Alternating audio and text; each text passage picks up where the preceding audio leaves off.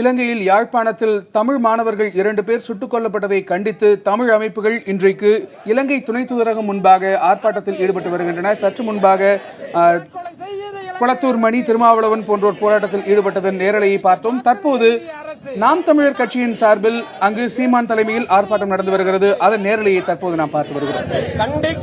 கண்டிக்கின்றோம் இந்திய இலங்கை அரசுகளை கண்டிக்கின்றோம்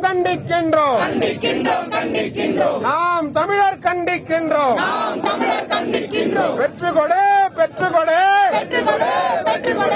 இந்திய அரசே மோடி அரசே, இந்திய அரசே மோடி அரசே, இந்திய வம்சாவளி தமிழர்களின்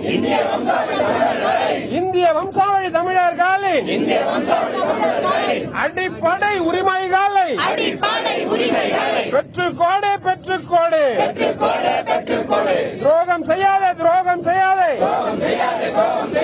இந்திய அரசே, துரோகம் செய்யாதே. இலங்கையோடு கைகோர்த்து கொண்டு எங்கள் தமிழர்களுக்கு துரோகம் செய்யாதே, எங்கள் தமிழர்களுக்கு துரோகம் செய்யாதே. தடுத்து நிறுத்து